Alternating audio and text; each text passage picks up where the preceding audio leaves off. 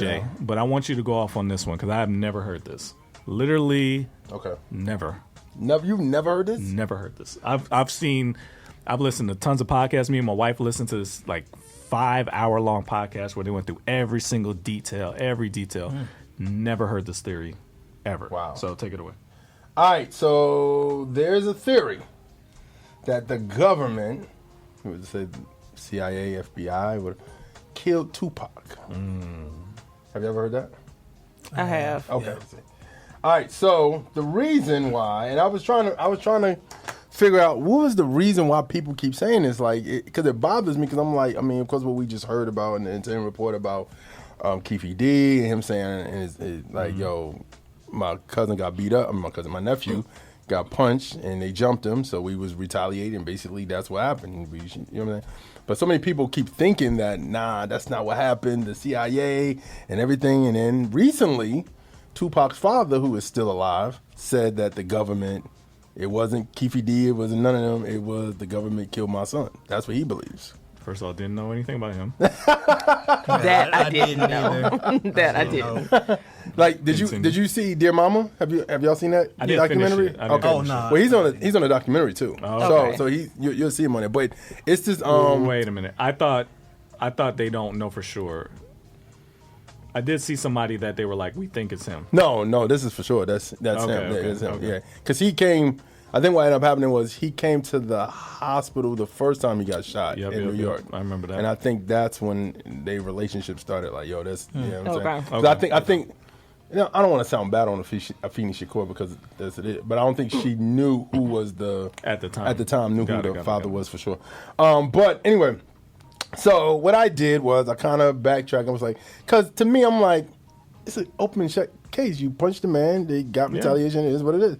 But when you look at it, his pop said that the CIA had a foul on Tupac prior to all this happening. As they do everybody. Yeah. But I think the reason they had it was a couple reasons. One reason was, of course, his lineage of the Black Panther Party and his mother being a Black Panther, winning her case, and all this other stuff right there.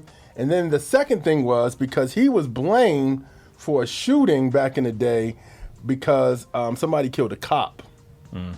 And he was blamed, his label by Dan Quayle was blamed for that reason. Because remember back in the early 90s when stuff was going bad, you just blame something. You blame rock music, you blame who you were influenced by. Trackstarz told me to pray harder and I was fasting and blah, blah, blah. Well, we got to go against Trackstarz. You know what I'm saying? So back in those days, you know, especially during election time, people were like, yo, we need something to, you know, when election time, what's the tragic? You know what I mean? For election time coming next year, it's probably gonna be sex trafficking or whatever topic that needs to be addressed. We need to talk about this. So they were conservatives and some Democrats.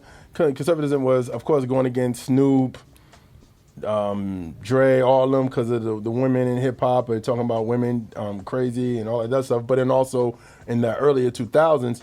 The early 90s, Cop Killer by Ice-T was out, and then Tupac had a song on his album Tupacalypse Now that was called,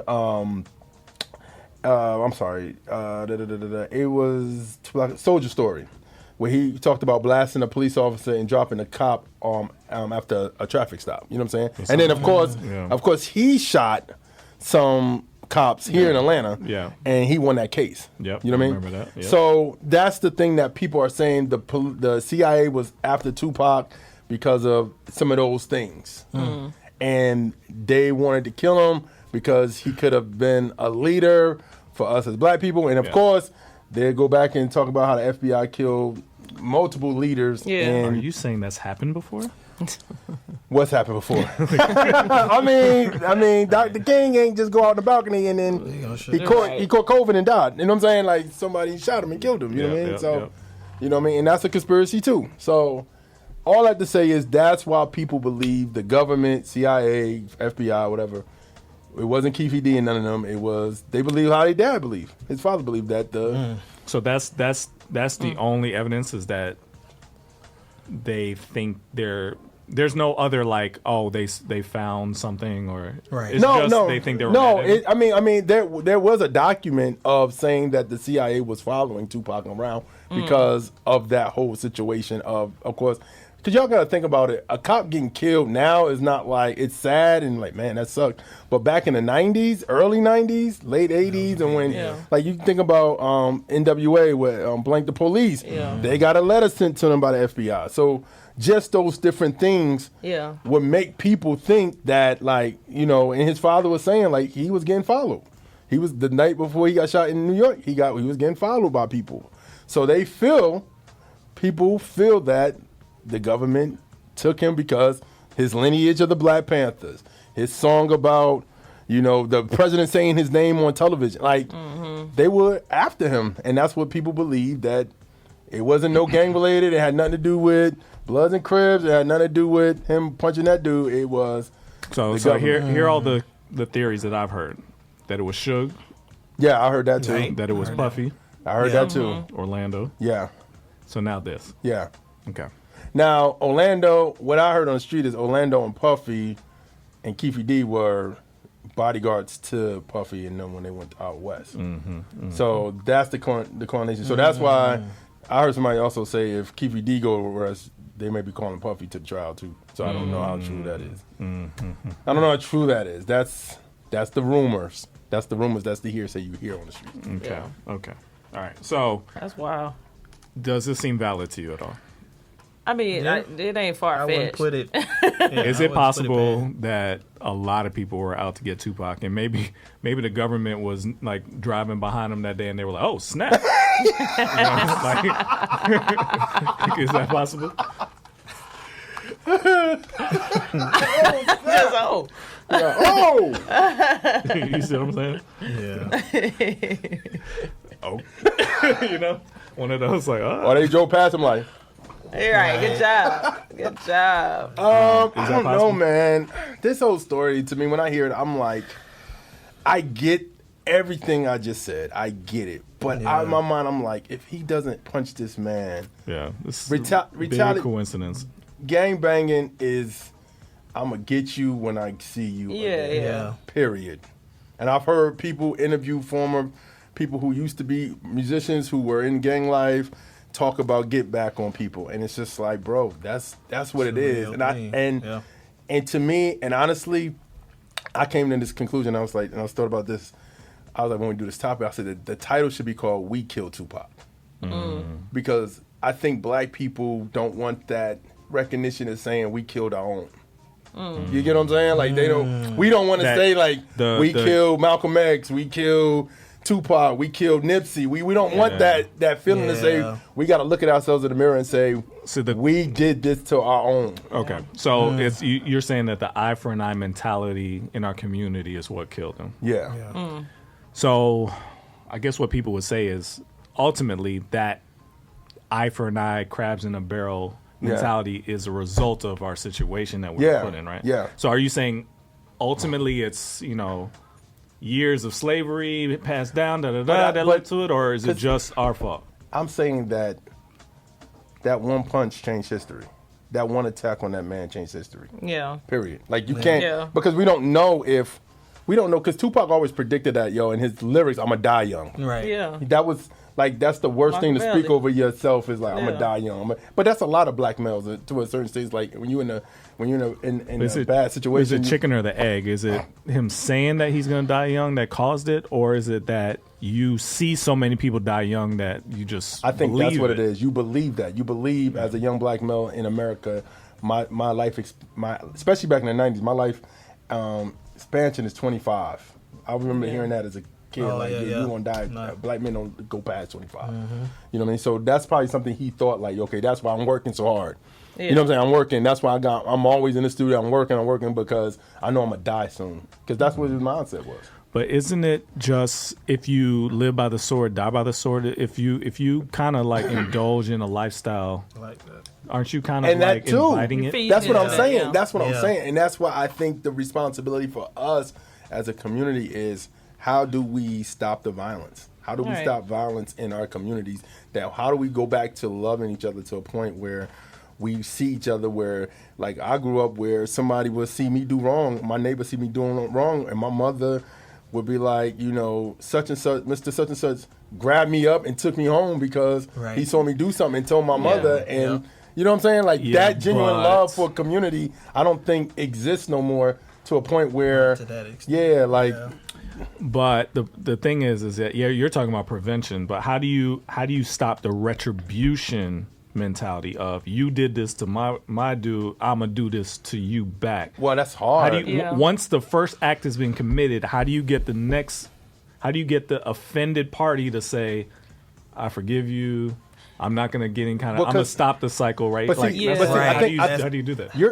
We're talking a thing that's hard, because in California, as we talk in California, those things are, in Cali, gangbanging is like in people's DNA, bro. Like, it's in their, and when I mean DNA, meaning like they grew up into it. Like, somebody's great grandmother or grandmother was in a gang situation. You know what I'm saying? Or their great grandfather was started this chapter of the blood gang or whatever. So that's a hard thing to be like, yo. I remember in the 90s when they had the truce, and it was like, you know, we're not going to go against each other. We're going, you know, especially after the whole Rodney King situation. So it's like, yo, we got band together, blah, blah, blah, and then stuff happens. I mean, that's another conspiracy, Jay, where somebody's like, yo, the cops broke that up. They started doing drive-bys as rival gangs, and you know what I'm saying? Because cops, honestly, police officers don't make money if, you know what I mean? You don't really, if you ain't making arrests, if it's people peace, it's like, maybe I don't get that bonus. I don't get extra work hours or whatever.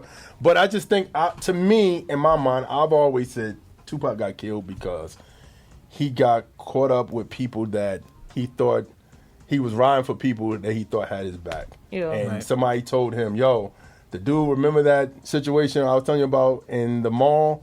My chain, that's the dude that did it. And he just was riding for his team, and he swung on him, and you know what I mean? But to go back to your accent, I just think it's hard, man, because you're dealing with something that's been going on since the late 70s, early 80s. Before that. No, Well before that. No, I'm talking about get back between gangs, like gang banging, like that mentality has been going on so long that I don't know the only thing to stop something like that is people's heart changing.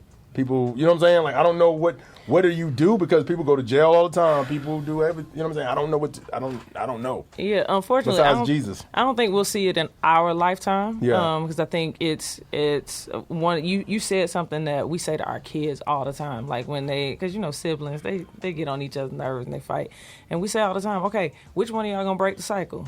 Because if not, y'all just gonna keep going back and forth about this same exact thing. Yeah. And I think it starts there. I think this generation coming up, they're so dope to me, because they're so conscious and aware of societal issues and whatnot. And I think it's really important for us as adults, as parents, as leaders, whatever, to make sure that we're having these kinds of conversations with them. Because again, I think, to your point, like, it's so far gone right now for us, for a lot of us, that it we'll see it happen with the next few generations. But what it requires is you did something to me or somebody I love, and I am not going to do it back to you. Right. Yeah. Who's going to do that? Right. Who's going to stop it? Because the forgiving part. Like, I'm sure there's a dotted line that connects a lot of these incidents to each other, right? This person did this because that person did that, and that person did that because they had to, because they had to. Like, it's probably a Venn diagram all the way back up to the first offense, right? It's almost go back to, like, using Kendrick, for example. We love Mad City, but in the part of Mad City where he goes, y'all trying to call truce, man, blank your truth. You do this to me, I'm going to that's the eye for an eye mentality is just ingrained to where it's like, it's almost like if you don't have that, you're what's wrong with you? Yeah. So how do you, I mean, this is not like you stole something from me, I'm going to get you back. These are like, you killed my brother. You like really serious things. But the crazy thing is, Orlando Anderson ended up getting killed. He got killed the same way. No, it was like maybe a year later. No, I thought it was a long time later. It was like a year or two later. It was short. It was like he got killed in a drive-by in Compton. Oh, okay. So it's like, That's a cycle. Keep going back. Cycle. Yeah. But the thing is, and here's where maybe it can start. We put it in our music, like you said, the Kendrick thing. Kendrick is considered one of the most positive rappers out there, and even he could probably say, "Oh, I'm just telling you what the truth. I'm telling you how my." Yeah, but people hear that and they believe it. Yeah. That attitude of no, forget that. Yeah. How do we stop making it sound cool to have that attitude when it's not like it's unreasonable? Like, if somebody does something to you, you're going to be like, I'm going to get you back. Yeah. So how do you say, even though I deserve to get you back, I am literally not going to? Because a lot of these kids grow up in church, and this is the only thing I could appeal to. Yeah. You have a right to be angry and get retribution. Yeah. You have a right to feel that way. But your Heavenly Father says, I know you feel that way, but that's mine to take, not yours. Yeah. That's mine to get back, not yours. And if you want to do it, but that's mine. Let me do it. And that's the only thing I can appeal to. You have to trust. Yeah. It's his vengeance, not mine. Yeah. So you feel like, okay, so let's use you. Did you ever see King Richard? Yeah. King Richard with Will Smith. Yeah. The part when, spoiler alert, the part when he's about to go get back dude that's been bothering him, beating him up. Yeah. He's walking towards it, and all of a sudden a drive-by happened and take the dude out. Yeah. Is that God? No, I don't know. I'm not saying that your desire to see them punished is going to be satisfied. But what it means is you have to trust that God is in control at all times. Yeah. Right. And I am not going to take it in my hands to get vengeance. Yeah. I'm going to trust that you know what needs to happen, whether it's redemption, whether it's forgiveness, whether it's jail, whether it's whatever it is. I'm saying I'm going to let you do that, not me. I'm going to forgive because you forgave me. That's the only thing. But how do you do that when you're in it? When you're in it, not like somebody like I think it's easy for us to say stuff like that because we're believers and we believe like God's going to do it. And even some of us believers be like, no, I still got to do God. Yeah. But I think when you're in it, and when I mean in it, meaning like when you're in a gang life, how do you go from, unless like somebody said, the power of Christ, without Jesus, that's just it's return fire. Only God can change the hearts of man, you know what I mean? Like, but I think that lends itself to just us as believers, us as the carriers of the gospel, and specifically, you mentioned us that carry the gospel through sound and sights and music, all of those things. Like we have a really dope opportunity and really weighty responsibility to make sure that gospel of Christ is exhibited in such a way where when you come into contact with me or my music or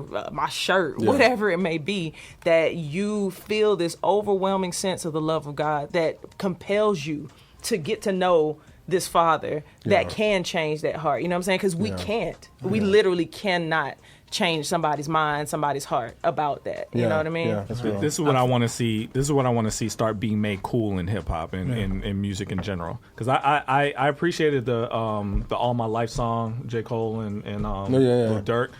But even beyond that, I would love to see a trend happen where an artist or whatever says, this was done to me, but I will not, even if that person is still angry at me, I still will not hold it against them.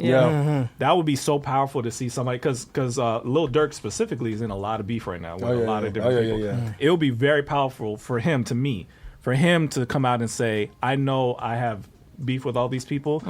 From my point of view, I forgive them for anything offense that happened to me. I know they still may be mad at me, but I am not holding anything. That would be such a like a what? Yeah. You know, that I think it would really start a lot of conversation. That would be powerful. So that's what I'm praying, that we start seeing that mentality shift from retribution is expected and praised to somebody stepping out of the box. Of course, this is all easier said than done. If anything like that happened to me, I know I would personally struggle with forgiveness and not wanting to get back and all those things. So I'm not saying this is easy. This is as painful as possible. But I always think back to Rwanda.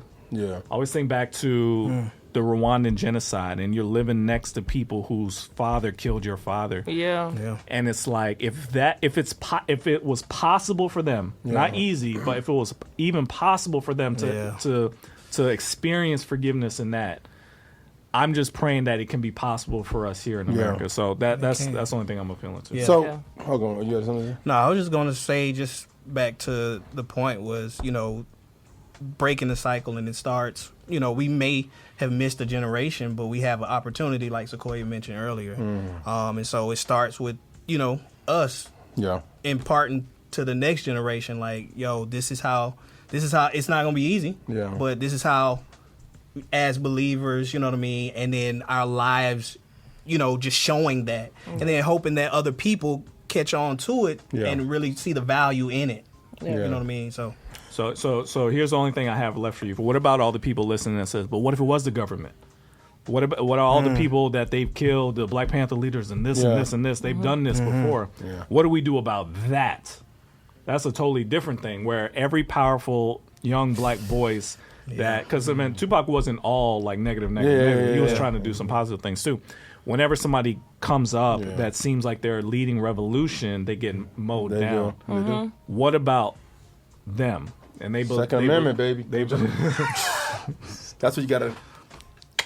No, it's okay. I don't carry no gun, so I don't know. I may be doing it wrong, but I don't know, man. Honestly, I think that and that is a trend, bro. Like, honestly, when we talk about leaders, black leaders, every black leader that wasn't even caught up in no scandal was killed. Yeah. You know what I'm saying? Like MLK and Malcolm X. Of course, like we talked about Black Panthers, some of the Fred Hampton, like I mean, and the police was used to do those things, or they put in those certain groups, they put government officials, and you know what I'm saying. If you ever saw the Black Messiah, I was just about to say that. So I mean, much corruption. Yeah, so it's just, and then if you go back to the file of FBI with J. Edgar Hoover, and when he talks about that one of the goals was to break up black unity. That's the biggest fear of America, is black unity. When he said that back in the day, so it's a lot, man, and you could be right. I mean, but I'm the only thing I would say would be, would he be alive if that dude didn't punch that guy? Right. Because it goes back to that. It's like, you don't know. We don't know if, you know what I'm saying? But even if you take it away from Tupac, those other people, we know for sure that they wouldn't be alive regardless of what they did or didn't do, right? Because we know that they had a part. Yeah. So I think it goes back to the same thing. Trust God. There's been people throughout history, Christians, black Christians, white, don't matter, where you've had to go through very serious satanic opposition to your position and your fight for Christian values or whatever. Other people have had to go through those trials. You still have to trust God. Yeah. Yes. So even if you feel like, I can never do what I want to do because the government is going to such and such, it's no excuse. Trust God. And you got to understand also too that leadership, a lot comes on leadership, and you got to understand when you leading people that's heavy. Like it's a lot of stuff that you're going to be watched.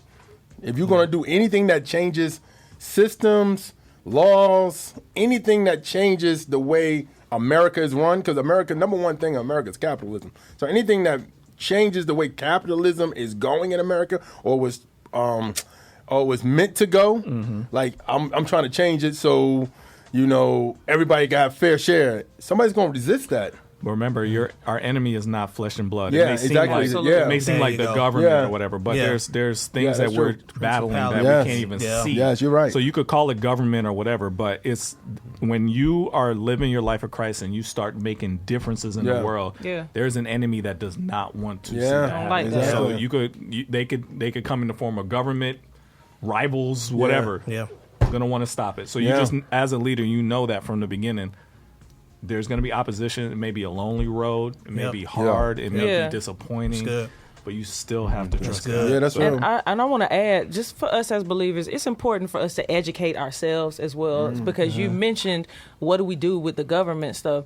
We see folks come out in droves for the big presidential elections, right? But then we got these little small numbers for city elections, for the stuff that directly impacts us, you know what I'm saying, in our communities. So it's important that we read up on what my decisions, even my school board, how does my vote for my school board impact, things that are happening directly in my community, and then how does that carry on? We don't do a great job of that. You know what I mean? So I think we got to be good stewards of that. Yeah. Real quick, the poll we put up, do you think the government killed Tupac?